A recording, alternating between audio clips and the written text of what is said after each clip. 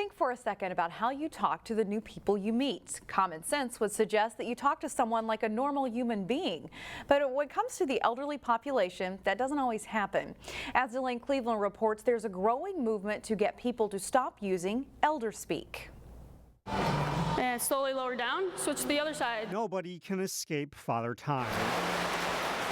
There are certainly ways to slow it down, but eventually Father Time catches up. Palm face to the center, raise up to the side.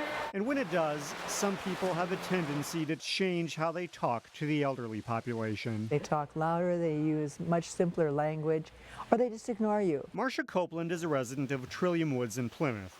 She says she's experienced the phenomenon known as Elderspeak, where people communicate with the elderly using baby talk. Well, sometimes it's cutie or honey, or just because you're a little slower in moving, people think that you're a little slower upstairs too, and that's not really the case for most of us. Here at Trillium, we have a college dean, we have people who've run major corporations. Staff members here at Trillium Woods are trained to use appropriate language with residents.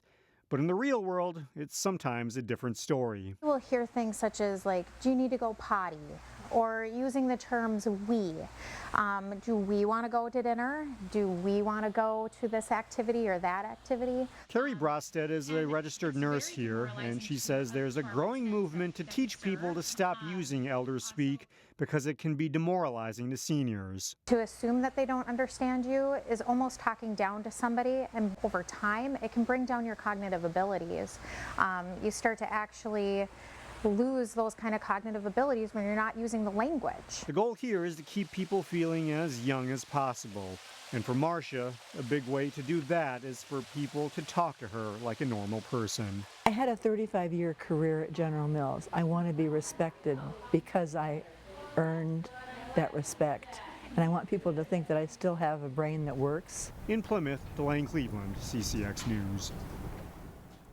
Experts say that if you're a senior who encounters Elderspeak, that you should be direct with people, let them know that they're doing it and that they don't need to alter their voice while speaking to you.